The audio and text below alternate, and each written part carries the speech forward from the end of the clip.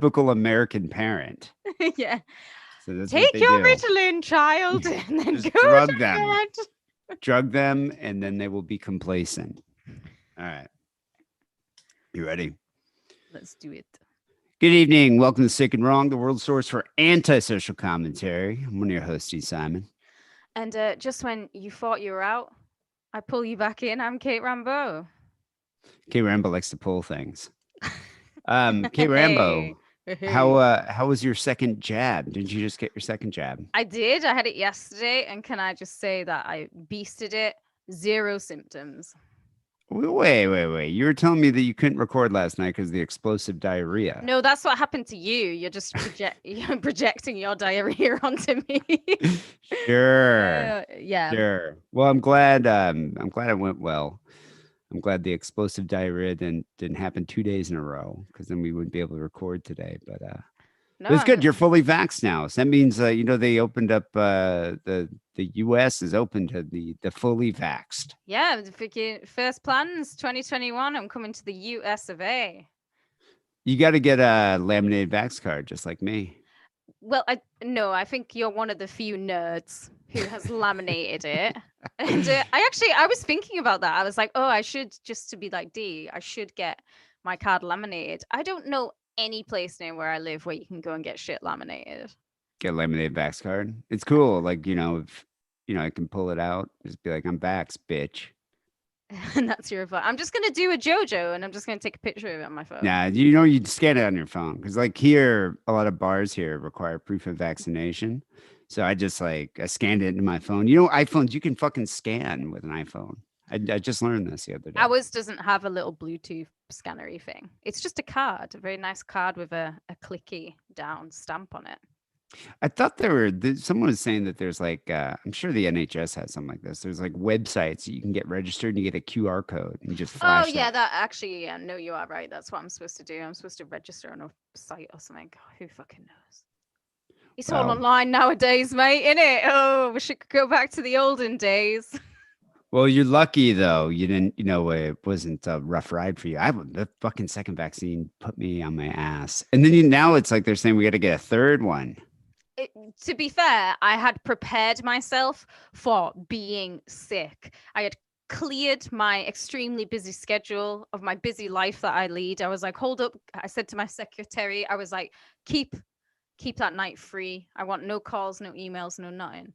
Did you throw down a tarp for the diarrhea? I threw down a tarp, my trusty diarrhea tarp. I dusted it off, got it out of the old cupboard.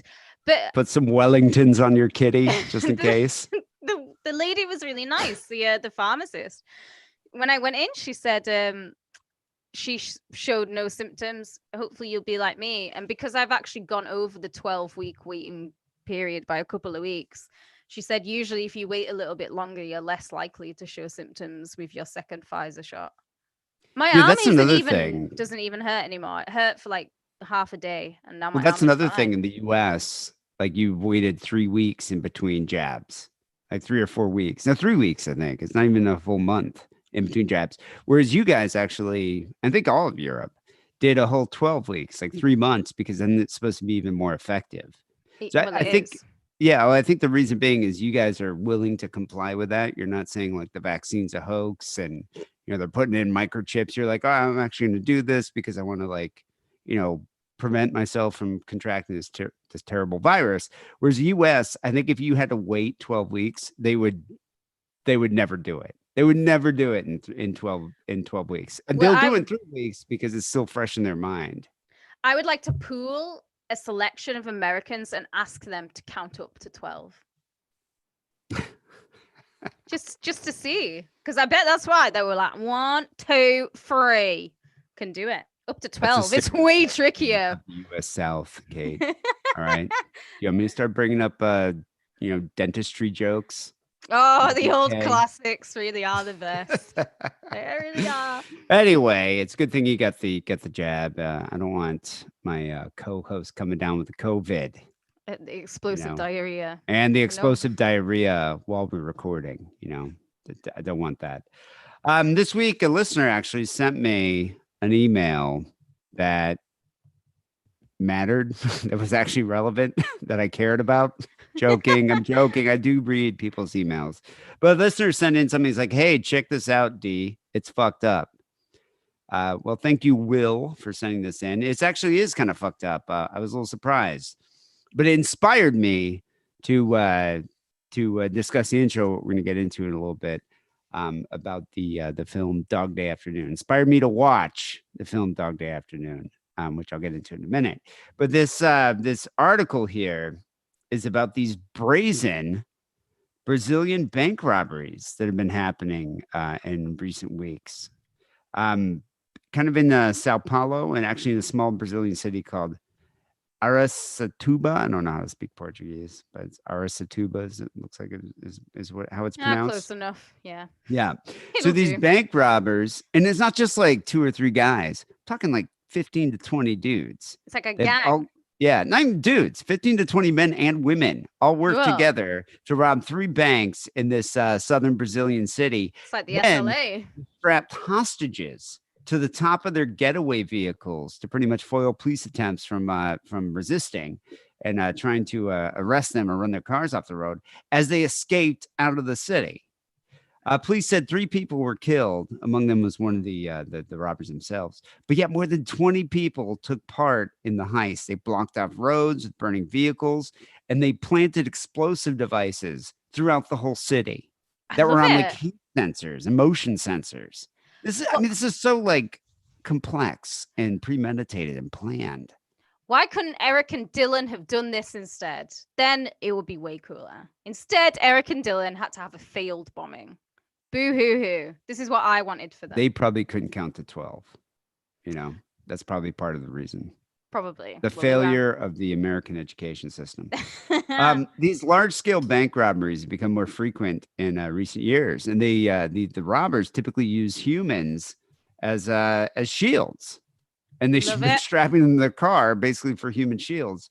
So initially they thought there were 50 assailants here, but the actual number is around 15 to 20. Only one person died from one of the explosive devices. A 25-year-old cyclist was actually seriously injured because one of the bombs went off as he was driving by. He had to have both of his feet amputated. Not going to be cycling. Oh, what a shit. Do you know what? One less cyclist on the road and in the world, it's not anything to cry over. It's fine. He kind of deserved it for being a cyclist in the first place. Yeah. It's going to ruin the spandex. Lieutenant Guedes here from the Brazilian police force said there were 14 bombs across the city, and they feel that they had some type of sensor that went off either by heat or motion. Schools are actually closed until they find all the bombs, and they're encouraging people to remain indoors. These people held a city hostage. That's Not amazing. only did they put human shields on their vehicles, they held the whole city like hostage. It's almost something the Joker would do in Gotham, pull off a heist of this magnitude. It's brilliant. How it went down, a gang of heavily armed men attacked 3 banks in the city center of Aracatuba. After the robbery, they took these hostages and surrounded the local military police station. They then blocked roads, key access like roads in the city, by setting all these cars on fire. So just to confuse, so basically they set off these bombs to distract the police force, then like set off these cars on fire to block the police from even chasing after them. And then they tied several getaway cars. They tied people to the roof and another to the hood of the vehicle. And then they also had another guy like kind of standing up with his arms out and through the sunroof. I got a picture actually here. It's kind of blurry. But the first picture I have shows one of the hostages tied to the hood of the car here. There it is. So you can see the hostage tied to the roof of the car. Then there's one on the hood of the car. And then here's another car with one on the hood. So, this is giving me Tom Hardy Mad Max vibes. This is all very like road movie type. Like this will be a film in Hollywood soon when they run out. There must have been a high speed chase. Well, remember that movie? Was it Heat? Oh my God, Heat is awesome. That was about like a massive like LA bank heist. But I don't recall them taking hostages and tying them to the roof of the vehicles. And as you can see, like one of the cars, they had machine guns that they're shooting out at the cops from the back. So you can see like the trunk of this SUV is open. Too cool. This is like straight out of like Batman. This is going to be in like probably John Wick 10 or 11. It'll be feature. The mayor, Dilador Borges, said that police were confused and they struggled to intervene because they didn't want to confront them because there's too many lives on the line here. And so they also, the gang, not to mention, also had drones cruising around through the streets to find out where the cops were, and then they would avoid them. This is brilliant. They've definitely thought of everything they can do. I like it. This is like so Ocean's 15, the way it should be, the Brazilian version. What I want to know is, did they wear masks? Like, did they have like, dead president masks, or maybe My Little Pony masks? That's what I would do. I do think you've got to stick with the traditions. The dead president masks are the best, but I'm just all for the just the tight over the face, just smushing your face. Pantyhose mask. Just the pantyhose mask. I think it's a classic look. You got to stick with the classics. I love. I say Simpsons characters. Simpsons characters. Which one would you be? Krusty the Clown, of course. I'm Jewish. Just because he's Jew. Yeah. I would be anyone but Lisa. Well, you couldn't be Apu because he's canceled. The raid here, these type of heists are part of a growing trend. Apparently, they're very well thought out, well planned robberies, and they're a phenomenon now happening in Brazil. They call it the new Congosa. Congosa, which refers to a term used to describe the banditry that plagued parts of Brazil in the 1920s and 1930s. Brazil's been plagued by banditry for decades, so this all kind of plays into history here. But yeah, I mean, there's been these bombings all throughout Brazil, and all these type of bank heists, well planned out, well thought out by these different gangs. You always read about like the prison breakouts that the gangs do too, like these elaborate prison breakouts involving like bombs and helicopters and all that. But when I read this, I had actually recently watched the film Dog Day Afternoon, starring Al Pacino and John Cazale. And I was like, this is probably one of the worst bank heists that has ever happened, probably in the history of bank heists. I would say the bank heist depicted in the film Dog Day Afternoon is probably the biggest failure of a bank heist I think I've ever seen or come across. It's up there. It's definitely up there. At least the guy's lovely. But so ill-planned and so inept. The film, if you haven't seen it, it's great. Actually, I highly recommend it. People should definitely watch it after you hear the backstory. But it's the story of John Wojtowicz. That's a difficult to pronounce Polish name. Wojtowicz. Yeah, who robbed a Brooklyn bank to pay for his lover's gender reassignment surgery. It's a modern crime in the 1970s. But it's kind of in a way sort of romantic, isn't it? A romantic gesture. He did it all for love. He did. So this 1972 bank heist happened in Brooklyn, and it's one of the most infamous bank robberies in modern history. And it did inspire the classic film Dog Day Afternoon. But the story itself is stranger than fiction. And then they go into it in the movie. But yeah, here it is. So 1972, Sonny Wartzik, that's the fictional character, robbed the bank, 250 cops, the FBI, 8 hostages, 2,000 onlookers. I mean, this was like a media spectacle. He was, and he became a ringleader. I mean, he loved it. He was living it up. This was his 15 minutes here. And Al Pacino played the character perfectly, I gotta say. Sonny, just like Al Pacino, is what the Polish would call a dobry człowiek. What does that mean? It means a good man. He's a good man. He was good. So John Wojtowicz was born in New York City in 1945. And he was basically leading a normal life here in the 60s. I'll go to the next pic. You can see a picture of him. There he is after he's getting arrested. So prior to this, he actually led a relatively normal life. He graduated high school, went to Vietnam. He returned home and he was actually working for Chase Manhattan Bank. And that's where he met his future wife and co-worker, Carmen Bafulco. The pair married in 1967. I think the next picture you can see an announcement in the paper here. There they are, the happy couple, John and Carmen, on their wedding day. Something tells me that he's not happy though, because I think He- he discovered Sergeant Sausage while he was in Vietnam. You're quite right there. Very astute observation. He had been keeping a secret all along from his new bride. Let's go to the next pic. While in the military, actually, you know what? That isn't the right pic there. That's fine. We'll wait on this one. But this one's Okay. coming up. While in the military, John had his first gay encounter during basic training. In a documentary that came out, he said it was a hillbilly by the name of Wilbur. And so in basic training, he had a gay encounter. Then he went off to Vietnam. And when he With returned Willie? home, he was not only keeping his sexuality a secret, he was also dealing with, the whole PTSD from being at war. Apparently, he was one of the only survivors of a rocket attack. Can I And say it that we've affected all him. had PTSD where it's like a post-traumatic dick syndrome, where you think about that dick from that guy that you didn't want to sleep with and it just flashes across your mind and you get the shudder and you just think, oh fuck, why did I do that? Are you I referring imagine- to that time you had sex with a ginger? I am referring to that, and I just also thought of someone else who I shouldn't have had sex with, but I did. And I maybe should Was that the guy named Wallace? No, I've not shagged a Wallace, but I did shag a guy called Bruce, and I wish I'd never done that. But you live, you learn. It's what you've got to do. Well, sometimes every girl has to experience a micro penis at least once. So there's a great documentary called The Dog that came out in 2013 Dog. where they interview his mom. And his mom is really outspoken about her Yeah. son, John. His mother, Terry, said, when he was a kid, he was good. He was no trouble. The service screwed him all up.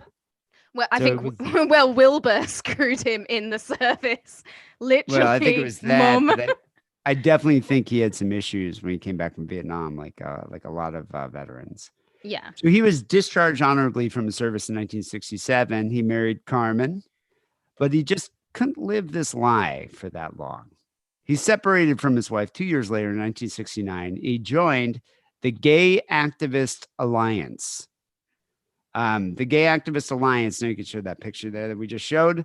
The GAA here was part of the Gay Liberation Front. And it was founded in New York City, December 21st, 1969, about 6 months after the Stonewall riots. Okay. And had a lot of dissident members of the GLF, the Gay Liberation Front here. And then I think the next picture is actually of the GAA. There they are, marching, the Gay Activist Alliance there. But John seemingly joined the Gay Activist Alliance, I think more for sex rather than politics. I'm sure that there was a lot of that going on. Anyways, He says, I'm sure he wasn't. yeah, alone. I'm sure it wasn't too difficult to get laid, but could they also just go to the YMCA? I remember the Village People sang an ode to the YMCA back then. How does that song go? I've never heard it before. I forget the tune. He says, John says, I was a member of the entertainment committee. So I would meet and greet new gay people coming into the scene. I could have sex with them quicker than anybody else because they were just coming out. So as soon as young gay guys would show up, he's just totally take them in the back and stuffing them. Well, he's the entertainment then, isn't he? I am the entertainment committee. Randy Wicker here, who was a journalist who helped John negotiate the film rights to his story. He said he was considered a disgrace at the GAA. He would fall on a couch and start having sex with somebody in a semi-public place. His reputation within the GAA was, this guy is a Looney Tune. He was a horny Looney Tune, though. It sounds like it. Unstoppable. Why didn't they just leave the right? If he's having sex on a sofa in front of everyone, don't you just leave the room? I know. Why are you stood there watching, stroking your dick? You're I'm sure just a lot of them probably embarrassed. do. I Yeah. don't know. I mean, It's like entertainment. cruising. Also starring Al Pacino. This is another good movie. Another fine film. It is. In 1971, Wojciechowicz met Liz Eden, a transgender woman, and became instantly infatuated. At the time, Liz was a biological male, Ernest Aaron. Wojciechowicz called her Ernie. The two married later that year in a lavish ceremony. Eden wore a dress, and the bridesmaids were all in drag. And this is like 1971. I mean, this is pretty early, you know. At the time, a public ritual was quite rare for any gay couple. So the special wedding was an auspicious event. It was like a pretty big deal in the gay community. Here's a picture Yeah. of John and Liz at the wedding. I A love couple pictures from pictures of their them wedding. actually. Yeah. So she's tall too. Apparently, the priest didn't know that she's a man. But come on. I mean, come Well, I mean, on. look at the next picture though. Look at those knockers. How would you Those- know? Hey, as a woman, can I just say it's very easy to fake knockers? Yeah, It but those is. look yeah, no, I think she looks kind of feminine there. She Look at does John. there, but compared to the wedding picture, come on. Yeah, the wedding picture, she kind of looks like the chicken lady from Kids in the Hall. I'm just saying. She does. Doesn't She she? she doesn't suit honey blonde hair, but she certainly suits dark. She's a brunette. Okay, we all have our Yeah. blonde moments, but it's just a shame that it's in the wedding pictures, which you have to like are immortalized forever. But anyway, John was I obsessed with digress. her. He was He obsessed with was. her. Even after the marriage, throughout the first year, Eden, I wouldn't say was unsatisfied, but she was depressed and seemed suicidal. She longed for gender reassignment surgery. Even though she dressed in drag, she wasn't fulfilled by this. She wanted to become a full woman. And so she asked John, you know, like, I want to do this. And he was against it at first. He was completely opposed. He didn't want to do. Yeah. I mean, obviously, you know, he's not attracted to women. He's attracted to men. And so he was upset by it. But after and not to mention they couldn't afford it either. But she attempted suicide because she was so upset by this. It was a And few so times she attempted suicide, wasn't yeah. it? Yeah. So after the suicide attempt, or the second suicide attempt, he decided that she needed surgery in order to end her depression. And so he decided to finance the operation himself by robbing a bank. It's a great idea. Where else It's can not you get fast cash? exactly. Obviously not the best plan, but I admire his unwavering support and love at this point. Now, the reasoning, I guess, the rationale for robbing the bank that's proposed in the film and is kind of publicly publicly provided as the reason for this was to get this gender to pay for the gender reassignment surgery for Liz. However, people say that Wojciechowicz was also in debt to the mafia loan sharks, which Oh. included money that he borrowed to pay for the wedding to Eden. Oh, did they have a big old see, I never get this. Why have a big old wedding if you can't afford it? The amount of money that people spend on weddings, just like save that money. Why would you save the money, get the gender reassignment surgery? Or like, save that money and just like go on holiday. Don't Buy a spend all house your or money on a something. wedding. Yeah, you don't have to spend like all this Fucking crazy freeloaders money. drinking your booze. I Fuck 'em. bought, I bought him all fucking dinner. They're buying you a toaster oven. It's like you could take your toaster oven, shove it up your ass. You should never Drinking a get Mai married with Tai. that attitude. So, what ended up happening here, what's lost in the story of this bank robbery is that the mafia played a larger role than a lot of people think. Right. So Wojciechowicz was a close associate of Mike Umbers, who was the owner of several gay bars, callboy rings, and smut operations for the Gambino and Genovese crime families. Carlo Gambino, my favorite mafia leader. At the time of Wojciechowicz's arrest, he had a handwritten list of several gay bars, bathhouses, and restaurants, telephone numbers and names, and individuals associated who ran these illegal enterprises. The list was like a pocket guide, to the gay scene in 1972, and identified a lot of establishments that were all illegal that belonged to or police suspected were ran by the Genovese and Gambino crime families. So, I mean, he had this list that it was quite valuable, at least to them. Surprised he didn't whack them.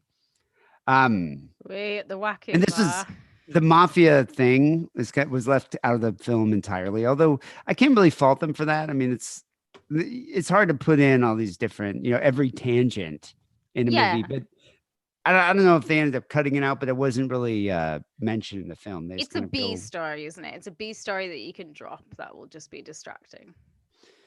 So Wojciechowicz had fallen out of favor with the GAA in the summer of 1971, primarily because of his association with Mike Umbers. However, I'm sure because he was also shagging every new person trying to sign up, I'm sure that might have been a problem. And like Yeah. right on the couch in front of everybody.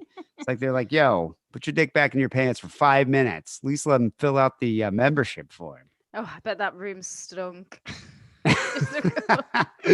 So after the bank robbery occurred, Arthur Bell, who worked for the Village Voice at the time, looked into claims that Wojciechowicz's friends had said that Umbers and soldiers of the Gambino family had set Wojciechowicz and his accomplice Sal Naturale up for the job at the Chase Manhattan Branch Bank.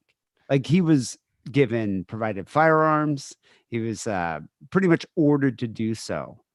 So it wasn't just like, I'm doing this to finance a gender reassignment surgery. It was like he was under duress. He had no choice. Well, this is what Arthur Bell is claiming. Okay. Bell's investigations brought bomb threats to the Village Voice at the time, even produced a scared witness who talked to length at the FBI about a police raid that had happened in one of Umber's porn publishing operations. An acquaintance of John also said that the FBI told the FBI that an underworld figure supplied all of the guns that Wojciechowicz and his accomplices used at the Chase Manhattan bank robbery. And he said, too, that Wojciechowicz owed several crime families a lot of money and that his friends came up with the idea for the bank robbery because one of the owners, probably Mike Umbers, who owned one of the gay bars in Greenwich Village, was like basically forced him to do it. So I don't know. I mean, this is completely unverified, but you don't really know. Yeah, I think it makes sense. To me, this makes more sense than just. Although I love the romantic out, like Bonnie and Clyde, kind of like John Dillinger side of bank robbing. Being pressured by the mafia happens. The mafia, if they want their money, will make They're you very do influential. Stuff. Oh, However, don't you think if these mafiosa guys were like, we want to pull off this bank robbery, don't you think you probably would get like, I don't know, some more intelligent bank robbers than these idiots? No, because you don't really care if they go to jail or not. Well, don't you want the money? You want the money, but at the same time, you also don't really care. You're going to get your money eventually. And kind of, but I mean, here you are taking like three fools, having them, giving them weapons to go rob a bank. They're going to get caught. This is going to be tied to you. It's like you'd think you would get somebody who's a little more professional. Well, the mafia in the 70s, nothing is getting tied to you. They controlled everything back then. It was only really in the late 80s and /90s that they started to slip, but that was because they turned more to drug dealing. But yeah, you also would be. I've seen Goodfellas. Yeah, you would be thinking they actually might do a good job, but I know they don't do a good job. I don't know. This guy had to have had a reputation in the area. I'm just amazed that they're like, you know what? I'm gonna get this dumbass and his two friends to go rob a bank for me. But regardless, they had no choice. So, I mean, also he says. I mean, what I would have done is going to hire some fucking Brazilians because they know what they're doing. Hey, Wojciechowicz put together a dream team that would help him rob the bank. He recruited Bobby Westenberg, young Bobby Westenberg, and Salvatore Sal Naturale, who he had previously met at a gay bar, to help him with the heist. But the trio was far from professional. It's an understatement. They simply drove around New York on August 22nd, 1972, just looking for a bank to rob. Like that, I mean, brilliant criminal minds. They didn't scope out a place. They didn't have to look at security, see how many armed guards there are, see if there's cameras. They're just like, let's go find a bank to rob. Why not? Well, firstly, Dee, cast your mind back to these days. There's no cameras in these banks. Do you think any... They probably had CCTV back then in the 70s? 70s? I highly doubt it. I'm not sure. They might have had something, some kind of like... I'm They sure will they have had had- armed guards. They definitely will have had armed Yeah. guards, and the button that the teller can press, and it sends the secret call to the police. Oh yeah, yeah. That's That's it. the other thing. Alarms and stuff like that. That's why you scope out a place. You use drones to find out where the cops are. You Yes. take hostages and attach them to your vehicle. The plentiful drones of the 1970s.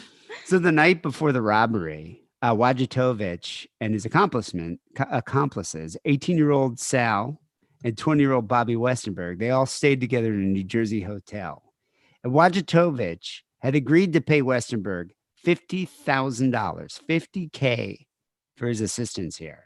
And for the money, Wojciechowicz wanted a little bit more than just a partner in crime. He says, I grabbed a hold of Bobby Westenberg and I wanted to fuck him because he dressed up as a girl. This is what he says in the documentary. He goes, I don't want you fucking me. And I said, I'm giving you $50,000 and you're going to tell me I'm not going to get a fuck out of it? So then I fucked him. And yeah, Westenberg didn't prove out to be, I guess, the most fearless gang bang or bank robber here on the scene. Because he's called Westerberg, all I can think about is Paul. Paul Westerberg. So that's who Yeah. I'm picturing. Getting Yeah, he fucked definitely in the wasn't the ass for 50K. Well, he definitely wasn't the most fearless member of the gang here. As when they entered the first bank that they went into, they accidentally dropped a shotgun and it went off. And so they just ran out of the bank. So that was the first bank that they found. They were like, "Oh, ready to rob it." And Westerberg dropped a rifle, it went off, and they ran out. So they lost that one gun. Then they went into another bank, and Westerberg ran into a friend of his mother's. So they called the whole thing off. Oh my God. Why would you go to another neighborhood? Yeah, would you not just go out of your city? I would definitely do that. I would go to like Newark or somewhere. Yeah. Where can you drive to? Just go to another borough. Like, It's so why funny. rob a bank in your own neighborhood? So after they decided to take a break, go check out the movie The Godfather, which had just come out. Amazing. And they went to go see the film The Godfather. And then they were like, you know what? Let's get the Chase Bank in Brooklyn. So they all three of them, they went into the Chase Bank, and John slipped the teller a note with a paraphrase quote from the film. This is an offer you can't refuse. Nice. Yeah, it said on the back, for a limited time only, get 50% off your first item at adamandeve.com when you use the coupon code DIDDLE. Hey. You're a Unsurprisingly, after the note was slipped to the teller, it all went downhill. Westerberg freaked out because he saw a police car drive by, and he just dropped his gun and just ran. What is it? Why can't he keep his hands on his like weapon? Come on, I'm very good I at keeping guess my he hands just- on weapons. I guess he was just like, I don't want to deal with this, and he got cold feet and he took off. But Sal stuck around. Sal was kind of like, he was in and out of criminal institutions since he was a boy, so he was kind of more of a hardened criminal. Sal is a tough guy's name, isn't it? If you meet someone called Sal, you know that they're going to be of that type of disposition. It's just one of those names. Yeah, he was played by remember Fredo Corleone as John Yeah. Cazale. So Yeah. that's who portrayed him in the movie. Did a great job too. Turns out that once he slipped the teller a note and they got the bank manager. They would go to the vault and they found out the vault was half empty. So I guess they just on a cash drop or something. And so Wojciechowicz then managed to still get about $38,000 in cash and $175,000 in traveler's checks. Can you, right, before we go any further, I've never understood traveler's checks. So can you just give me like a layman's term? Yeah, How I do can tell they you work? one thing. It's the currency of the dork. I know this because my father only believed in traveler's checks. I never understood. I remember the first time I went to Europe, my father was just like, you have to get traveler's checks. We'll go to American Express. I'm like, I'm not going to do it. I'm not doing it. He's So like, is it a check? basically you take money and you get these checks and you take real money, you deposit at American Express or whatever, and you get these traveler's checks. If I lose a thing of traveler's checks, you can't do anything with them. You can't cash them. They're worthless to you. Right. But I can go and occasionally you'll find like the one restaurant out of 100 that might take an Amex traveler's check. No one did. No one never did. You can go to a bank, but the banks, you have to go within bank hours and get to check cash there. It's the most inane, ridiculous way to travel with those things. And I know my father was so concerned about getting pickpocketed and robbed or whatever. That's why I he like see.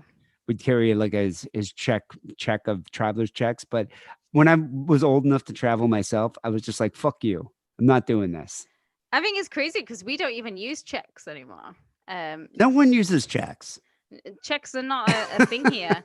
I do But prefer in the back British then, spelling of though, checks, just as I digress. The British spelling of checks is much nicer than the American I think way. the other thing too is you didn't have to go to like a currency exchange. You could just have your traveler's checks and they would just cash it in the currency of the country you're in. I'm sure back in the olden days it was like that, but I think from the 80s onwards, it's Yeah, ATM. yeah, it's Yeah, we no, gonna I'm be exactly. Ever cash since I was folding. old enough to travel, what I typically do is I'll go if I think about it, I'll try to go to my bank beforehand and get like $500 or something in the currency of the country I'm going to, just so I have it. But usually, what ends up happening is I just do it when I get to the airport. Yeah. Um, Oh, you but yeah, you splurge just use an ATM. Like, who cares? I don't. My nowadays. father, even up until like when we went on that cruise, he still got traveler's checks. You need what? Do you need money on a cruise when you're on a boat? Do you pay Well, for yeah, because stuff? you. Well, no, when you stop off at the different, Oh, and you you go know, to the different town. We yeah, must different have hotels. traveler checks, Or he was just like, David. let me cash a traveler's check. And we have to go to restaurant to restaurant to restaurant because no one fucking takes it. Wait, can I just say, why is your dad using traveler's checks and not his shekels? Well, these shekels were safely hidden behind traveler's checks.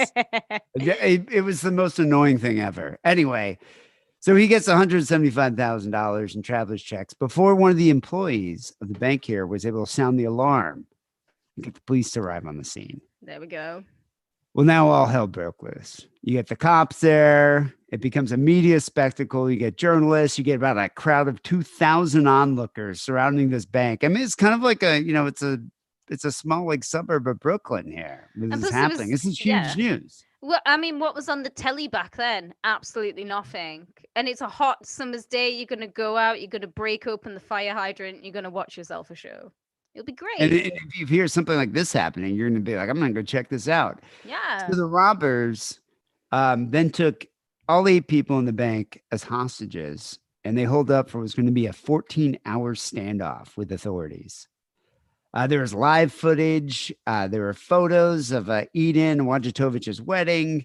There was media coverage of the whole time of the entire situation going on live at the Chase Manhattan Bank. I mean, it was like a full-on media frenzy here, circus. At one point, and this is great in the movie too, John, emerged from the bank because the police, the FBI, ended up getting Liz Eden, and they brought her to try to get him to calm down and give himself up. Yeah. Yeah, like they took her from a mental hospital. She was in a mental hospial during this period because she Oh, just tried to commit suicide. yeah. I like the news footage as well because when they're kissing, the whole crowd's going, woo! But she showed up like in the movie. You see her showing up from like the psychiatric hospital, and she's wearing like a robe, like a pink robe. But that's how she actually showed up It at is. the And at the bank when it all went down. yeah, like the middle of the night as Yeah, well. like disheveled in a hospital robe. God, wouldn't you be so annoyed? I would just be like, I'm not going. I mean, I look like shit. What, you're going to put me on telly? I'm in my robe. I'm not doing this. So the bank was surrounded by FBI agents, police, journalists. There's snipers all around the rooftops, and this is all depicted in the film too. About 2,000 rowdy spectators who were like hooting, hollering, yelling, Slur homophobic words. slurs. Yeah. Even his own mother was there in the crowd. Oh, you think his mother was there calling him the F word? They all gathered in like the hot Brooklyn summer to go watch this media circus. A journalist said that was a Brooklyn crowd that night. He's like, it was a full-blown show. Everybody came for the show. I would have been there as well. Definitely knocking back some tall boys with the crew. And just pouring fuel to the fire. Here's John Wojciechowicz, who was just eagerly embracing his role as the ringleader here of this circus. He had pizza ordered for the hostages. He paid the delivery guy with wads of cash that he took from the bank. He kept going over to the cheering crowd and just chucking money, like wads of money into the crowd. Yeah, that's what you Yeah. want. He's like, And he was also decrying like the police state. He was making it really political. And so people were cheering. Also, people were also, calling him, racial or homophobic slurs as well. But this guy was living it up. This is his 15 minutes in the spotlight. He was enjoying it. And even the hostages ended up kind of, not even Stockholm syndrome, where like they kind of developed a certain fondness for Wojciechowicz because he seemed like he was, they weren't scared of him. He wasn't a menacing guy. He got him pizza. One of the tellers here, Shirley Ball, said, I realized that he was friendly. He had a purpose for robbing the bank. I thought he'd just be in and out, not 14 hours stuck in a bank. But it wasn't definitely an in and out job. And tensions definitely started to rise as the hours dragged on. Not to mention, they didn't have any like resolution plan.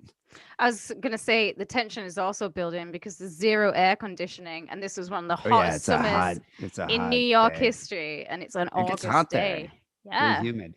But like he didn't have like an exit strategy. Like his whole thing was, let's just get a plane and fly to Cuba, or let's go fly. I think he wanted to fly to Africa at one point. Like there's no exit strategy here, and so the tense standoff here finally ended when the FBI agreed to drive Wojciechowicz and Sal Natural to JFK, the Kennedy International Airport, and put them on an international flight. To where? No one knows. He was just going to put them on an international flight. So here's a newscast that happened in 1972 that's talking about that. To join them. Later, the two bank robbers demanded a plane at Kennedy Airport and a car to get them there. Finally, around 3:30 this morning, an airport limousine pulled up at the bank with an FBI agent at the wheel. Only then did the second gunman come out of the bank, a rifle slung over his shoulder. 26-year-old Salvatore Naturelli then joined Wojciechowicz and their hostages in the limousine and headed for Kennedy Airport. Along the way, they had plenty of company, perhaps 40 cars. It's a great scene in the movie when they're driving to the airport because all these other cars are coming alongside them and like yelling at them, screaming. Some people are like, you go, and like, rooting for them. But then other people are like, swearing at them and like throwing cans at them. So it's a hilarious scene in the film, but it's like literally like a cavalcade of cars. Cars followed carrying police and relatives of the hostages. The caravan would pass through an airport gate leading to a secluded runway. The bank robbers had hoped to make their escape in a small jet plane. They failed. The aircraft was rolling up, and as we were making plans to depart from the limousine, we had a driver in the limousine, an agent, and Mr. Baker, Mr. Feld charged the men and diverted the shotgun and the machine gun, and in the meantime, the agent had a chance to shoot him, and when one was shot, the other immediately gave up. So one of Sal ended up dying. Yeah, because he was a gangbanging thug, wasn't he? Wow. To put it like to quote Falco. So I think that's why they targeted him as opposed to shooting Sonny. Well, the FBI never had any intention of letting them get on a plane. The whole thing was yeah. Yeah, and so the agent who was driving the car turned around and shot and killed Naturali with a concealed pistol. It's a great scene in the movie as it like concealed in the door. And then after that, Wojciechowicz just surrendered. But pretty epic scene in the film. Here's a couple pictures of there he is. There's John realizing that crime does not pay, getting arrested. What do you say? I didn't want to get involved. How should I know what it takes to pay off a criminal for a story? That's what his attorney said. So he's getting arrested. The next picture here is the mug shot of young John after he got arrested. At least he was for, I don't know, 20 minutes. Well, I mean, he's been made eternal now because of a film. He was immortalized in film, yeah. But I kind of had a boyfriend who looks a bit like him. Ringo, when I went out with Ringo, it kind of has the ring of him. Was Ringo also into transsexuals? He probably is now because I ruined him. So according to Wojciechowicz here, he was offered a deal for pleading guilty, which the court did not honor. And on April 23rd, 1973, he was sentenced to 20 years and Lewisburg Federal Penitentiary in Pennsylvania. 20 years isn't that bad, really. Well, he only served 5. And that's even better. Yeah. He was released from prison on April 10th, 1978, but then was arrested again and served 2 more sentences in prison for parole violations. Oh, 1984 and Sonny. 1986 and 87. He was finally released in April 1987. And he said over the years, Eden, his wife, visited him in New York about once a month. So she'd come every month to come visit him. Apparently, when he was arrested, he was contemplating suicide. And he was expecting an imminent death. He wrote a whole last will and testament that would give proceeds from his life insurance policy to Liz Eden so she can get the gender reassignment surgery. So, the money, the bank robbery didn't work out. But if he committed suicide, then she could get the life insurance. He wrote her a note, said, "I love you with a passion, as no other has loved another man in all eternity. My love will live on forever. We shall be together once more in the hereafter. I'll always be by your side in spirit and will watch over you till you join me in the hereafter. I leave you $2,700 for my $10,000 life insurance policy. Who gets the rest?" I was going to say, what about the rest? How much is a gender reassignment surgery? I imagine it must cost more than $2,700. I think it definitely costs a lot more than that then. The money is only to be used for your sex change operation. That your life from that point on shall be full of happiness and joy. I hope you visit my grave on my birthday on March 9th and on our anniversary, December 4th. May God bless you and watch over you, as I will, till we are reunited in the hereafter. March 9th, he's a Pisces. That completely explains this nature. Pisces are obsessive romantics, and I bet Eden doesn't like that. I bet Eden is sick of that shit. Because I would be at that point. Tarot card reading next? Yeah, I would. Were he here, Sonny in spirit, knock twice. What's it called? The moon in Cancer or something? Well, I can only the retrograded moon. Saturn's in retrograde. I can only read his whole astrological chart if I know his time of birth and where he was born. Then I could do his whole chart. But I must also say, because he is a March Pisces, they are way worse than February Pisces. They are just. Did you learn wet this from the fish. gypsies? I learned this from Aleister Crowley, actually. Aleister Crowley, the king of astrology. So John did not commit suicide while he was in prison, but the Dog Day Afternoon filmmakers who bought the rights to the film said that they arranged for John to receive $7,500 plus 1% of the film's net profits. Later, Wojciechowicz ended up suing Warner Brothers. There he is. Yeah, he looks really slick. Look at he's got the dollar bills, not even like 20s. He's got like dollar bills. They are dollar bills. High roller, gangsta. He ended up suing Warner Brothers and got an additional $100,000 from it. The money was used finally for Liz Eden's sex change operation, which was the mission that started everything. But regardless of the eventual operation, the personal triumph, living up to his promises, the couple ended up splitting acrimoniously. Apparently, she had left him for someone else. Doesn't surprise me. Yeah, before dying of AIDS-related pneumonia in 1987 at the young age of 41. Oh, wow. Yeah. She told him, though, that she never wanted to see him again.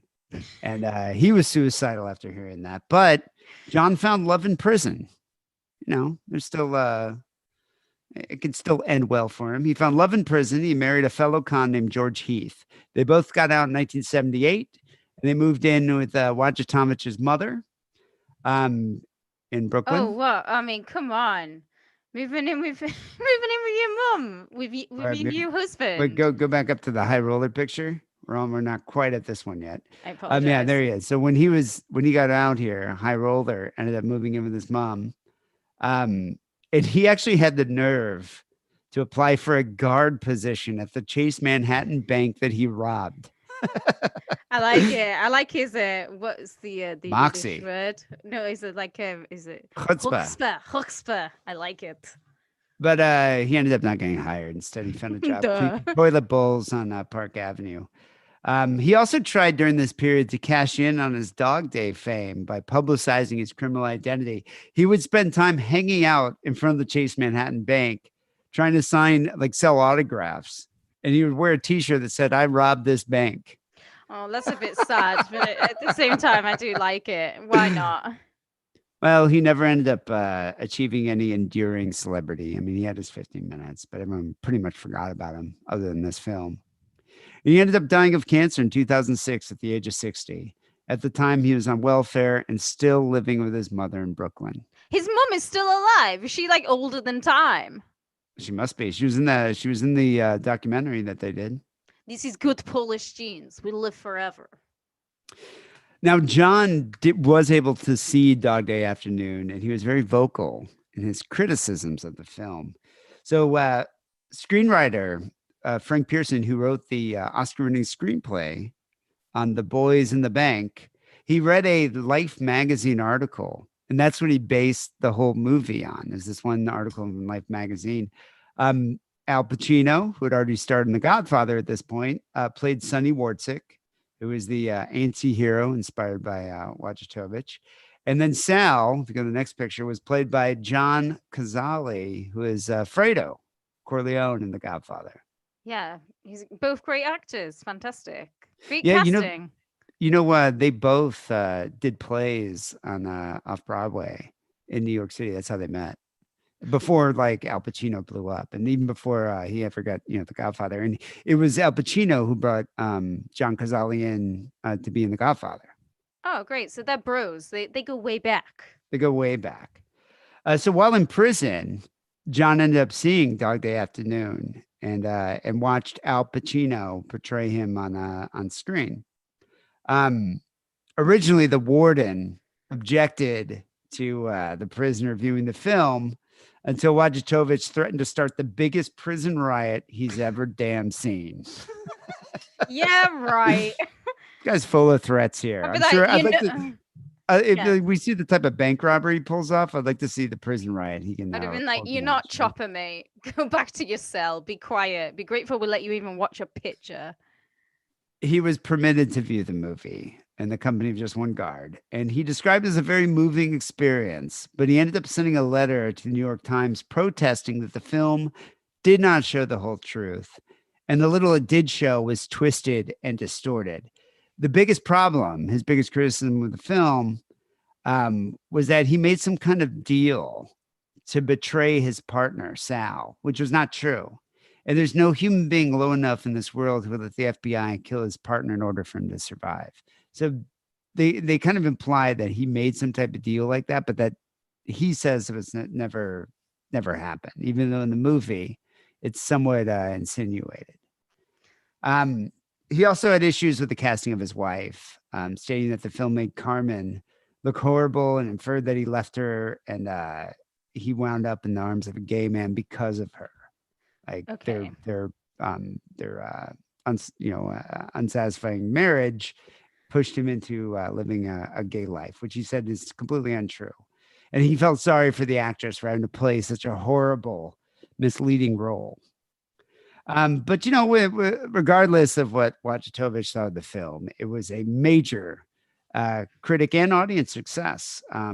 Received 6 Academy Award nominations that year and ended up winning for best screenplay. Oh, that's good. Yeah, Fantastic. Because I knew it had won an Oscar. I wasn't sure which one. I hadn't seen it in so long, and then after I read that Brazilian bank robbery story, I was like flipping through some movies, and I came across it. I was like, I forgot about this film. And so I watched it, and people I definitely recommend go check out Dog Day Afternoon. It's a good summertime movie. Summer's wrapping up. It's a good time to watch it. And also check out the documentary. The dog. I didn't actually see it, but I watched it on YouTube. That's where I got a lot of these clips and quotes. But they take archival footage that they splice together with news interviews and lots of interviews with his mom and interviews with John, like from 2002 all the way up to his death in 2006. That just shows that this guy lived in some kind of like dream world. Like, I mean, he was whacked. He's a whacked out dude. If you want the Dead Bug spin as well, he recently covered it. So if you've got 20 minutes spare, Dead Bug knocked out the park with that one. as he always does. Fully recommended. Anyway, people, this is episode 810 here, Sick and Wrong. Got some phone calls come up in a second. Got some actually I was going to mention something about the quality of our calls that we've been receiving. I'm playing like an example of the quality of the phone calls that we've been receiving lately. We did get some good ones too, though. Anyway, before we get to our phone calls, here's a word about our Patreon page. All right, I gotta fucking piss. Me too. Is it 8:10? Is it not 8:11? What's up? Is it 8:10? Is it not 8:11? It's 810. 811 is next week.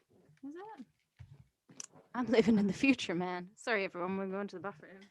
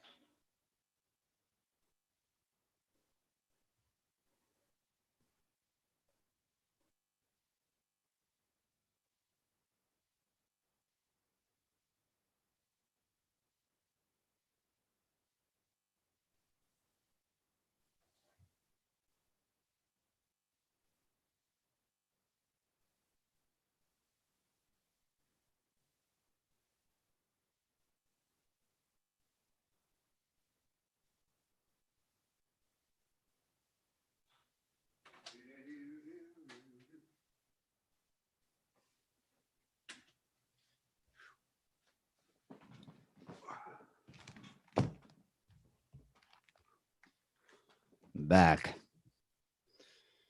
Looks like the lighting is so ominous in here. I like it.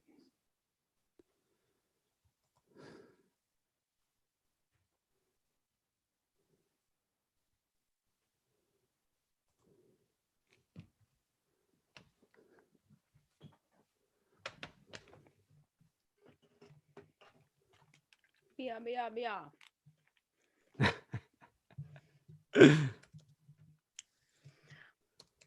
My yellow is not mellow.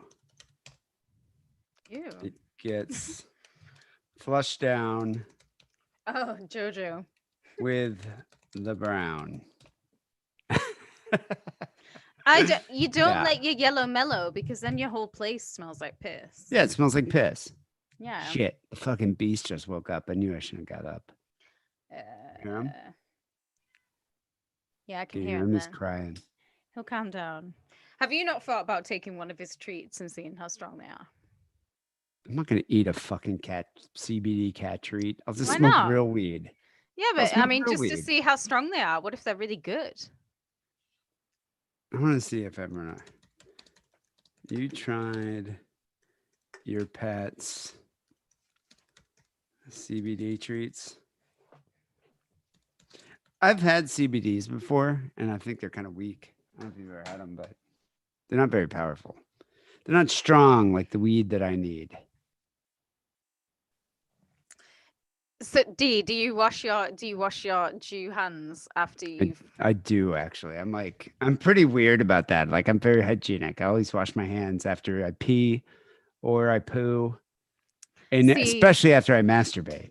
Siege is right. I only wash my hands after. Well, sometimes I'll like dip them in water after I've had a piss. But I have a layer of toilet roll. It's not like I'm actually touching my pussy.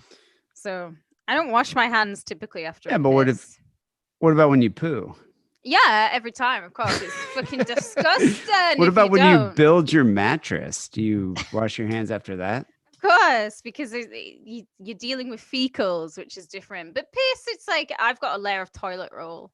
It and like plus my pee hole is like that big compared to a boy's pee hole. Our pee hole is pretty small.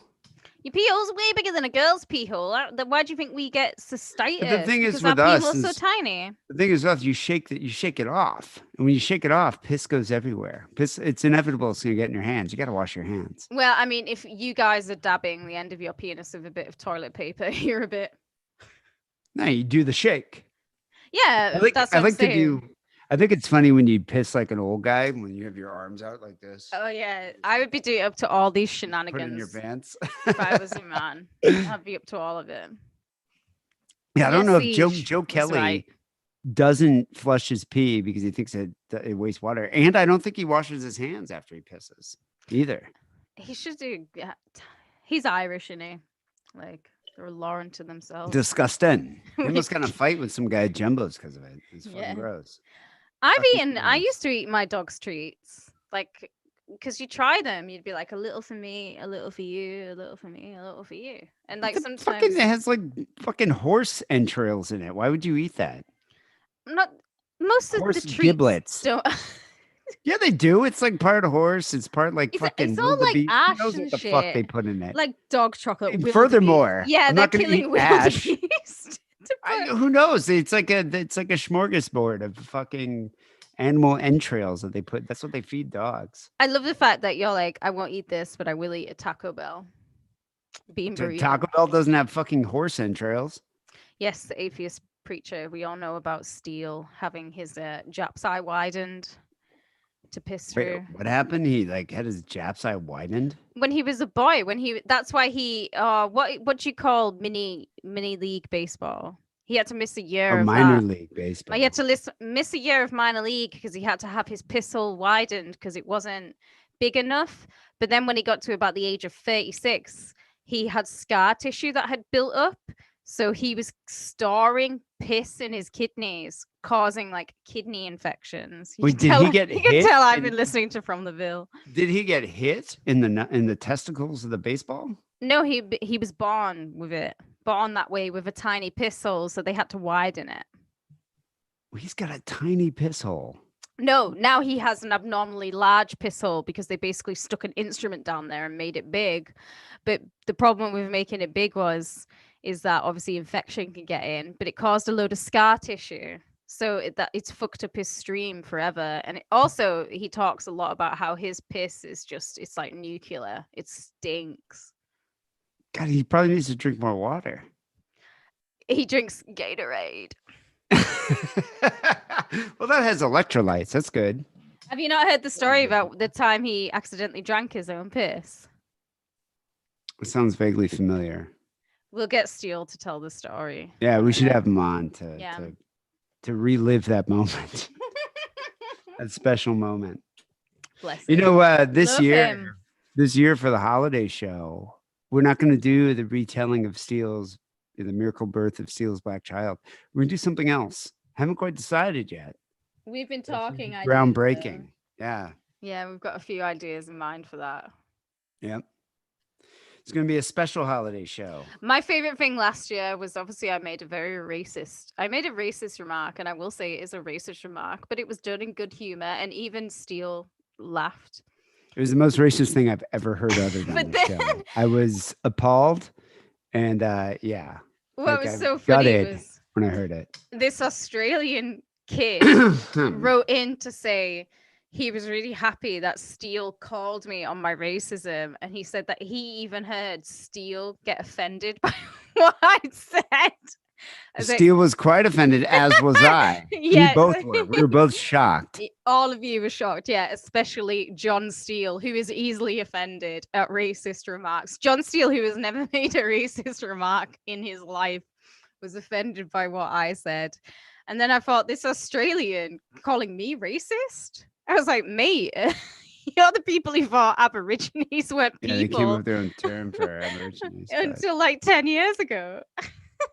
Yeah, an English person racist? Never would have thought that could Never. happen. Oh my God, no English This people with fucking the cat. I furthest. swear to God, I'm gonna fucking. I gotta do something about this fucking animal. I'm gonna go give him another CBD treat. And what? And just lock him in. I kind of just want to just like give him actual straight weed. Like just put like mix it in his food, just like some really like high potent indica. He's okay when he's sleeping. Didn't you say that Hecubus used to sit with you while you were smoking weed and just be like, Hecubus, sniffing the air? Hecubus loved weed. Yeah, some like, cats, some cats do. Love the Hecubus smell of loved it. weed. He loved doom metal. He's He's cool. a cool cat, man. Yeah, Yeah. I would have hung out with Hecubus in high school. Probably like if he was a boy, maybe tried to go out with him, but thought he was out my league. He's that Caliban type of likes boy bands. character. Caliban is Like asexual. NSYNC. Yeah. Caliban, no, Caliban likes K-pop. Oh yeah, I bet you Caliban probably loves K-pop. Completely into it, but he's Fucking very awful asexual. Somebody's saying let him loose in K-Town. Problem solved. He just looks like a walking fillet. He does Maybe. kind of look. He does. He's like all deep, like a plucked chicken. Is what that thing looks like. Fucking hate that animal. You just have to like batter him in some, not batters in the English. I kinda wanna batter, as stomp in him. I mean, batter him in, some flour, some egg, and some breadcrumbs. Away you go. Fucking A, man. Go and I'm trick or hoping he treat. like chills. Now I might have to let him out, which means it'll take for a long time to get him to quiet down. He usually calms down if we just. He does usually calm down. I think you should chuck a treat in, another treat. You think so? Yeah, just chuck another treat in. It's not I like think I'm the just gonna battering. duct tape his face. Yeah. No, this is why I'm getting a vasectomy. I have like zero patience for this animal. Could you imagine if I had a human child? I could never deal. Last week, I was in San Diego with my sister. And I was like, holy shit. I was only with them for like, I don't know. I spent the night in there. They had to get like a big suite to like. Yeah, we hold saw all the the picture. shit We all that saw the fucking Ozzy picture. had. Yeah. I spent the night there. I wasn't even there for a full like probably 12 hours, maybe. I was so fucking annoyed with that kid. Just crying nonstop.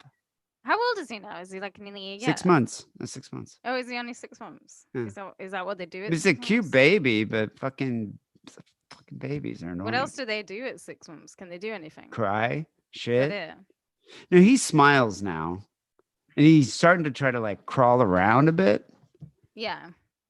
But just I just don't know how you'd have the patience for it. And I think parents have to have this like unearthly amount of patience. It just doesn't seem natural.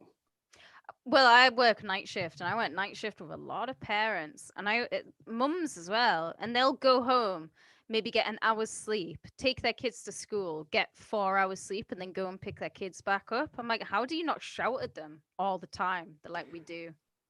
I feel like it would be just for me, it'd be Michael Douglas and Falling Down constantly. That's kind of how I am with this cat.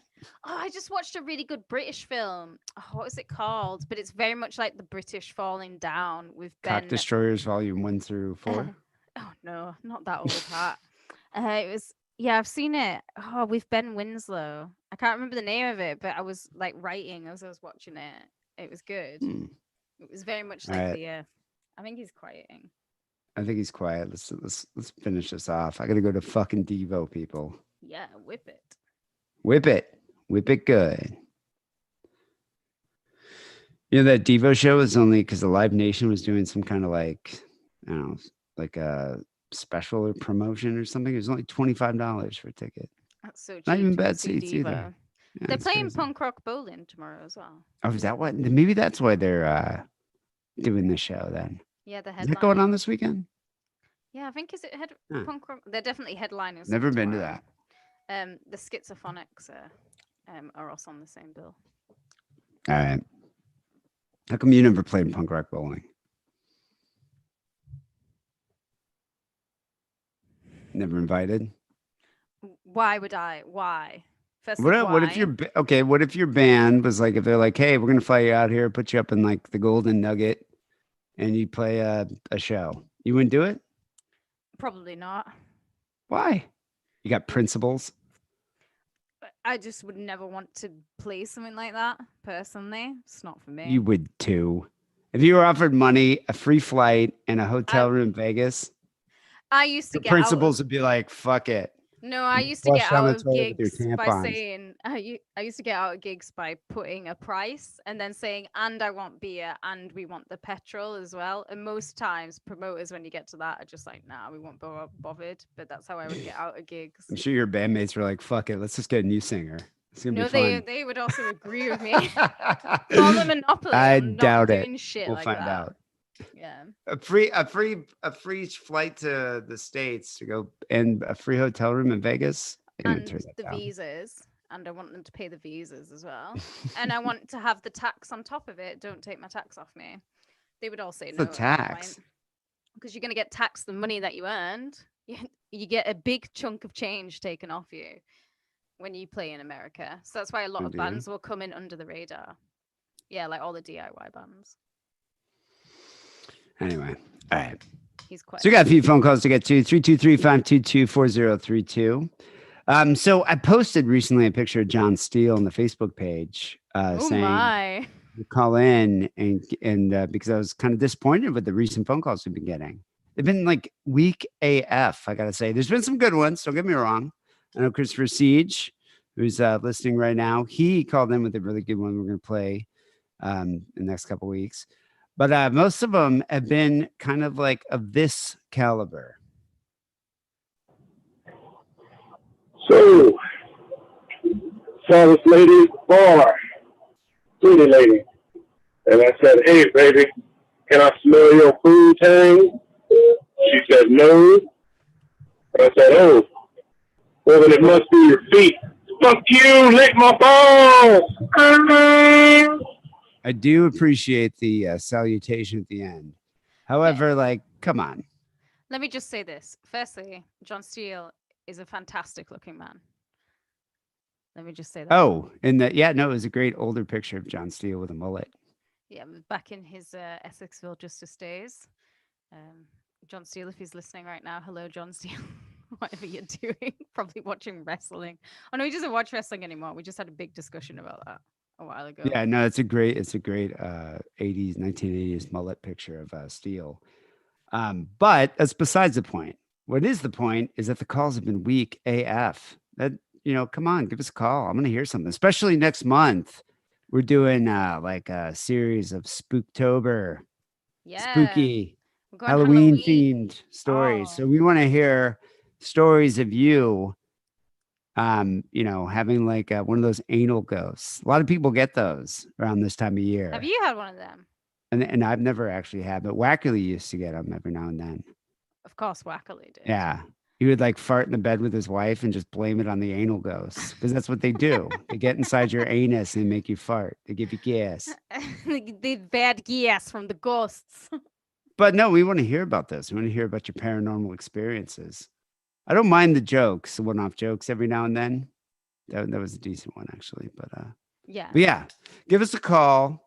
Tell us about your paranormal experience this month. We want to hear it. Or you could also call in and tell us about when you got a prostitute, like this guy. Oh. All right, D. All right, Kate. Mash here. First time caller, long time listener, all that shit.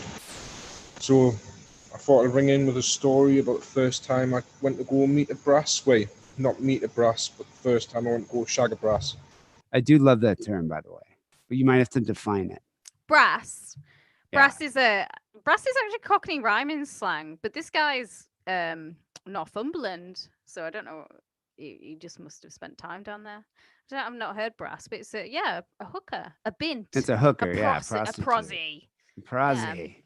But yeah, I always love that term, brass. You don't hear that over in the States. But Well, it's Cockney rhyming slang. We were discussing this in work the other day, actually. My favorite Cockney rhyming slang is a a Barclays, having a At Barclays. Barclays. Like the Barclays. bank? Barclays Bank. What's that rhyme with? Wank. Oh, wank. Having a Barclays. Yeah. Where did brass come from? Ass?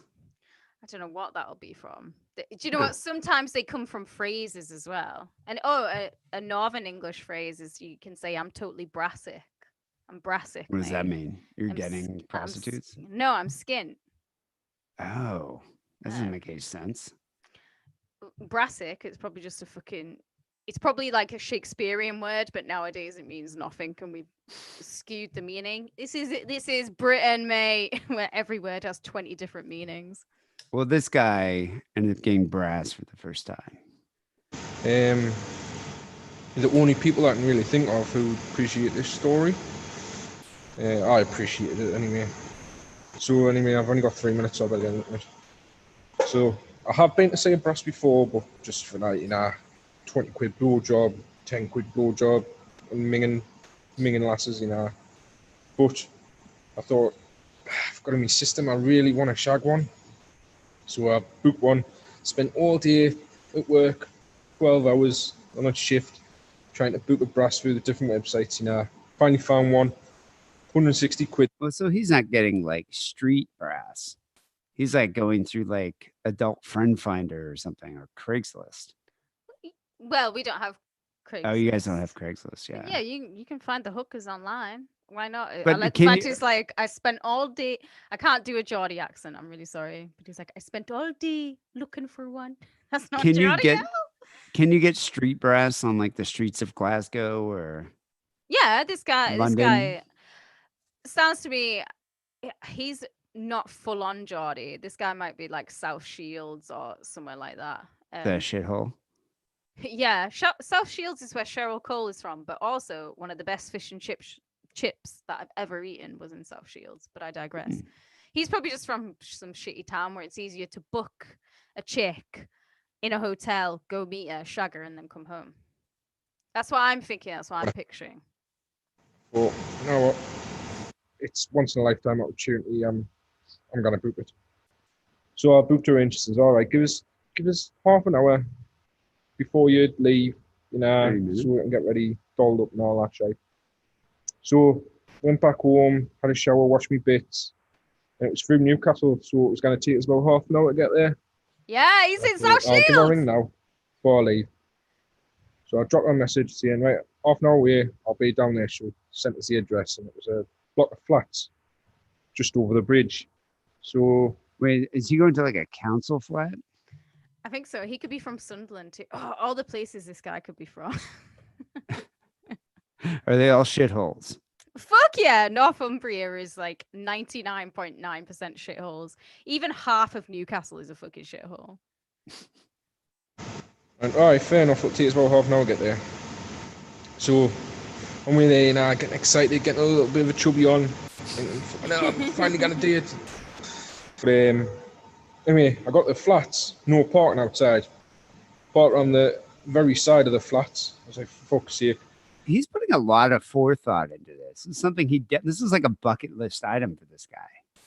Yeah, this is like how FM has built up going to a burlesque show. in his Burlesque show, mind. yeah.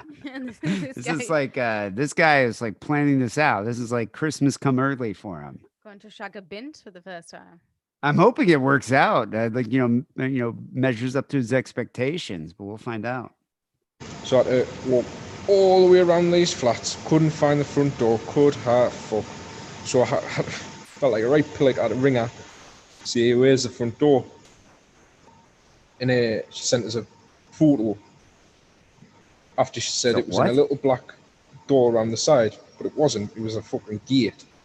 So I went to the gate, put the code in she sent us, and she says, as soon as you get through the gate to the car park, Wait, is he going with his mate? It's not just him. Why do you think he's going with his mate? What word He made said- you think that? He sent us a code. He just said that. Oh, he us. just means me. He sent us a code. He sent me. He just means me. Oh, I thought you meant in the plural, like he and his mate. No, he's just like a Geordie thing. He just means me. Because that would be weird. Don't you think that'd be weird going Is with it- your mate to go bang a prossy? Well, unless you're doing like a Unless Gummo you're special. Both going to do it. Yeah. No, he just means himself. it's first door you come to. Anyway, I go through the gate. There's 2 doors either side. A metre away from the gate either side. Oh, fuck's sake, which one is it? Luckily, I picked the right one, put the code in. And got into the apartment block. So I seen a set of stairs. She says, first floor, flat, whatever number she was, right? So I thought, right, fair enough. Up the stairs, first floor, didn't have any numbers on the flats. Fuck's Fuck's sake. sake. So I've knocked on. You know, you'd think she'd make it a little easier to find. Yeah, this is I would have given up by now. I hate when you have to go and do all this stuff. Talk I about a would've just been boner like- killer. Yeah, I'd I'd have been been like, like, "Fuck this." Yeah, I would have gone. I couldn't be asked. Door, up and down the stairs, nothing. I was like, fuck's sake. So someone came in the door. Getting 3 minutes. I'll come back with a second message. Cheers. Yeah, I wonder if all the other chavs like knew exactly why he was there. This is not a canny experience for him, as they would say over there. It's not. Very frustrating to be wandering around the council home labyrinth trying to find the prostitute's apartment. In Jesmond, Newcastle. Flat. So I imagine where this is taking place. I just picture all these like young chavs just being like, "Oh, we know you're going." why, like every- why would they have that accent? I can't do the accent either. Why would they be Cockney? This isn't like Lord of the Rings with the orcs, Steve. Why are they there? Just do your You're Indian hiring a accent. chimney sweep. Let's So what go happened. fly a kite. But I mean, I'm sure they knew exactly why he was there. Everyone will know that, like, Yeah. oh yeah, she's like door number 10. Who is on you? Yeah, you should have just asked one of them, like for directions. Here's part 2. All right. Kate and D, part 2 here of Kate. Mash Meet the Brat. Where was I again? Oh yeah. I seen someone come through the apartment's front door and walk straight past me into the fire exit. So I walked through that fire exit. So I went through the fire exit. There we go. Flat numbers all the way down this corridor. Oh, fuck's sake. Anyway, she was, say, like, flat 21. He still hasn't Oh, found it. fuck's sake. So there's flat 1. So I walk all the way to the other side of the fucking apartment building. Up the stairs, got to our door, knocked on the door. You know what this reminds me of? You remember the movie Spinal Tap when they're trying to find the stage? This This is what I'm picturing. Yeah. They're all like ready to rock, and it's like, wait, now they're in like the basement. Like, God, I'm gonna have to watch Spinal Tap. I haven't seen it in ages. this Like, is what this yeah. guy's trying to find the stage here. Yeah, it's a brilliant part. Fucking stunning. Answer the door on this lacy little number, see through. Fucking amazing. I just got a little bit of a chubby on, thinking, fucking hell, can I really do this? But anyway, she took us in the bedroom, sat us down on the bed. You She went, right, first of all, have you got the money? So I went and go reach in my pocket. Nay, fucking money. And oh fuck, jumped up like a pillock I was. Sorry, I'm at work. That was the loudspeaker. I had to pause it. Take credit cards. Yeah, I got a traveler's check. Will that work? Yay! Jumped up like the pillock I was. I haven't got the money. Oh no! Ran out the door. Ran out the front door. She must have thought, what a fucking idiot. So I ran all the way across the fucking apartment block, down the stairs, out the front door, out the gate, all the way around the outside in my car. Got my wallet. Ran all the way back through the gate, put the code in, put the code back into the fucking door, up the stairs, along the corridor, and by this time she'd locked the door, thinking I'd just fucked off. I was dripping a sweat by this time because it was a hot night as well. So I walked in, she was like, you want a glass of water and all that? I was like, oh God, I'm sorry. Anyway, so I went, there's 160 quid, but I went and gave her 180, thinking I felt like a pillock. Anyway, next thing I know, she starts piping us off. Wasn't getting hard. Wait, you start Oh what? shit! I've never heard that either. That's some Geordie slang. Was I've it never heard. pipers off? Piping him off. Oh, yeah. piping him off. I think that's what you said. Piping. I've never heard that term before. That's a cool. It's a good one. term. Can you Yeah. go up to like a northern like Geordie bird and be like, hey, fancy a piping off? Pipe. You could probably go up to a Geordie bird. I'd and fancy a say- pipey off right now. And say, yeah, pipe me off and I'll buy you a chicken parm, and they will do it in a heartbeat Pipe me off for a pint for a and a parma. chicken parm. Yeah, chicken parma, they'll do All it. right. Starts playing with us, wasn't getting hard. Starts sitting on my face, calling us a little bitch, thinking that must be his kink. Calling us a little bitch, slapping us, tickling us, all this. I was like, nah, I am not getting hard off this. Like, I don't know whether it was nerves or what, or whether, Wow, that sucks. I don't know what it was, Stage but I fright. was nervous as fuck. Was The not getting hard. running. And she pointed that out. So there's no chance. Next thing I know, she goes, right, I've got an idea. She goes to a cupboard, pulls out this 7-inch massive, thick strap on. Went, are you ready? I went, go on then, fucking heels up in the air. I was like, yes, come on. So anyway, next thing I know, she's bumming us with this fucking massive 7-inch strap on with a soft cock. I blurt all over the place. Best fucking orgasm I've ever had. Orgasm with a soft cock. Anyway, thanks. There's me 3 minutes again. Thanks, bye. Wow, this took a turn that I did not expect. It did. I've also never heard the term blurt. I like it.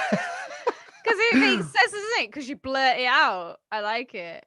I have never. Did you anticipate this going in that I direction? did not anticipate that he would get pegged. Remember Harrison always used to be like, when he would talk about it, he'd be like, you don't understand. Like Yeah. it's like, once you've had a prostate orgasm, Yeah, you he used never to go back. He used to tell me, he's just like, my sexuality is much more complex. He's like, you don't understand the power of a prostate orgasm. And I'm like, all right, I'm cool with that, dude. It's fine. I want to not understand that power. Yeah, I'm just fine with just having a wank to Pornhub and going about my day. It's fine. Yeah. But you know what? More power to you. But I did not see this going in that direction. Do you think he was into that type of activity prior to this experience, or do you think this is when he discovered that he was into pegging? I think maybe he discovered it then, and I quite like that. You know, he's gonna go and see a prostitute, and the prostitute has her bag of tricks to make men come. I mean, that's their job, to make people come. And she's just like, "Fuck it, yeah, let's try it." And he was ready, willing, and able. I like this man. appreciate her empathy and her patience. 'Cause, Geordies are up for everything. Yeah, but she's like she's piping him off. She's sitting on his face, nothing's working, and then she's like, "Oh, I got an idea." And then she like goes over in the cupboard and pulls out a big 7-inch willy. It's and, the Geordie spirit. strap on.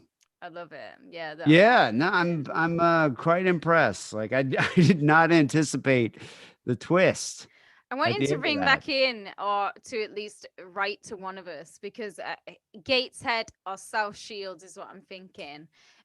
Half an hour might be a bit too far for Sunderland, but he might be around Sunderland area. I'm just very intrigued as to where he's from. So do you keep a strap on for these type of situations? Like in case of emergency, break glass and you pull out the strap on? I've had a few Or would you be like, get boyfriends- the fuck out? I've had a few boyfriends who like ask stuff done, but to be honest, it doesn't turn me on in any way, and it kind of makes me just like not fancy them as much. I like that. Wait, once you've pegged them, you're just not into it? I've never full on pegged anyone. I've never like done that. I don't think I could probably keep it up for very long. I don't have the stamina. I do have the hips for it. But you got don't the think you hips can for the keep up the pushing. peg? It's a dildo. You don't have It's to keep hard it to up. fuck. It's hard to like met. You're a lot telling of- me. That's why the men's have Doing to all the take- work. Yeah, they got to take breaks. Hey, power bottom. Put 50% of the work. That's what you want. You want a power bottom. But it's just it's not for me. It doesn't turn me on. And like men don't like. If I had a chick and she was like, "Oh yeah, like put your fingers in my ass," that's hornier because women look after themselves. Women are clean. Men's hairy, like Men's hairy fucking you're ass. dodging the dingleberries as you put your finger in. Basically, yeah, that's why I don't like it. But Well, just use your tongue. chicks is different in it. Chicks are clean, innocent angels from heaven. Have you ever compared to strapped men. one on with a chick? No, but I've used dildos on chicks, so it's kind of the same thing. Yeah, I guess sort of. I'm just kind of I admire this brass's patience and understanding and willing to She's a roll professional. with it. Yeah, roll with the punches here to I make like it a too. pleasant experience all the way around. That was a great story. Yeah, I Did loved it. not anticipate it ending that way. Thank you. That's the type of call that I appreciate is that. So give us a call like that, people. 323-522-4032. Almost forgot the number over there. Finally, here, we do appreciate when you guys show us a little love. We want you to show your favorite podcast some love on the Patreon. It's the best way to show some love. We're actually pretty close to hitting our original goal. Never been this close before. Let's do it. Let's hit this goal, people. Only That's about what the goal $300 is there for. dollars away. So it's actually pretty close. So that's it's very inspiring. But we're producing a whole extra show's worth of content every week on Patreon. So if one show isn't enough, you can get double the sick and wrong goodness every week. So just go to patreon.com/sick and wrong for only $5. You get an extra story, you get extra phone calls, you get outtakes, you get access to the Sick and Wrong Discord, which has been popping off recently. And for a few bucks more, you get our Sick and Wrong news segment. This week we talk about a rare complication that made a man ejaculate through his anus. Yeah. For 2 years, not just like twice, or a couple weeks here. I'm talking 2 years. I He was posted jizzing that. through his anus. Yeah, I posted that news story in the because it was Tristan and Evil Bunny who sent it to me.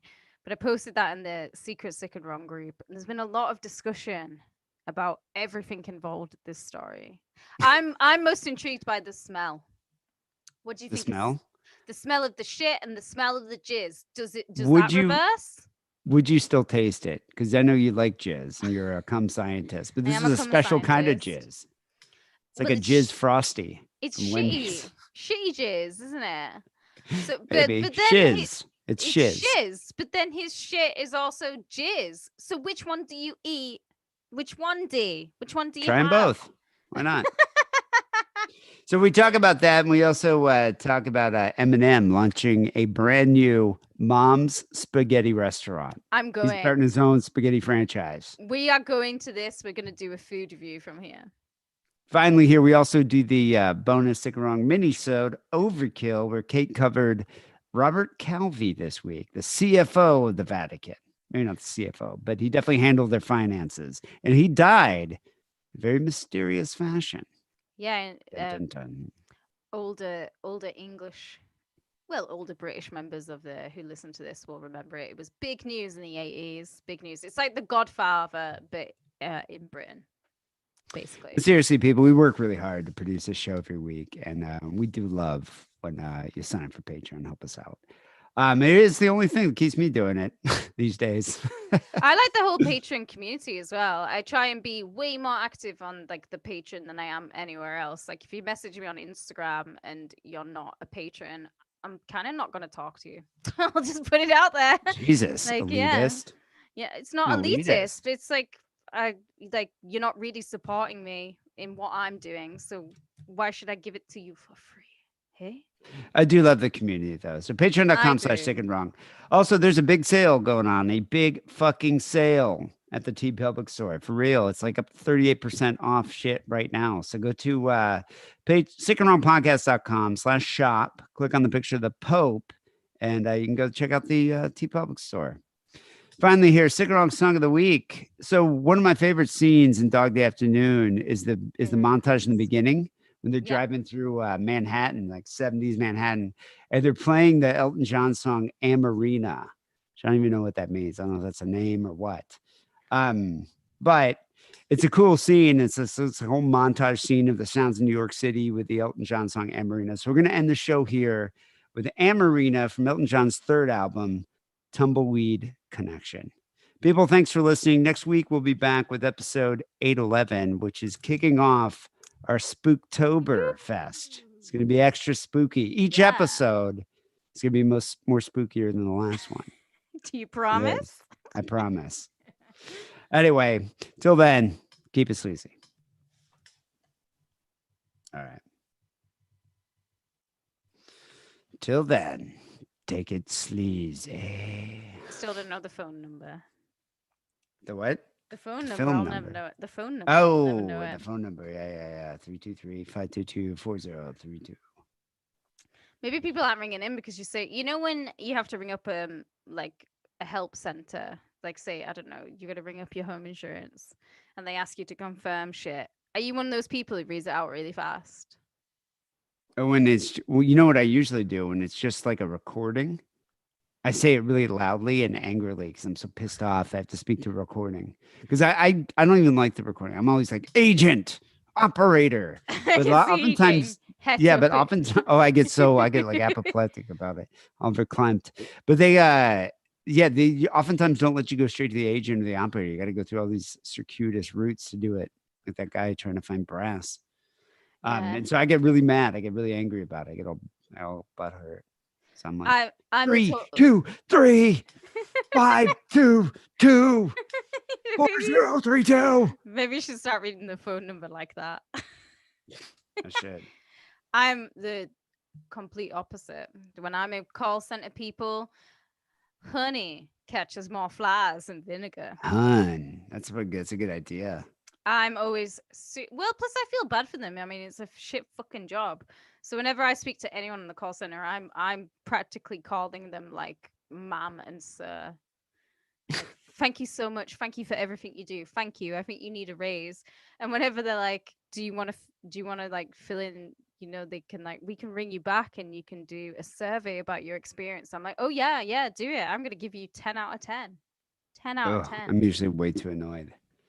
No, I'm super nice with them. No, but Anyway, people, I got to go check out Devo. Thanks for watching this. yeah, catch you next time, This guys. malarkey. Oh wait, we're not gonna be live streaming for a Oh, while. yeah. We're taking a break from the live streaming for a bit. Patrons are gonna hear about why. We'll find out why. But Dun, only dun, on dun. Patreon. Dun, dun, Dun, dun, dun. dun. You're going to have to find out. Same bad time, same bad channel.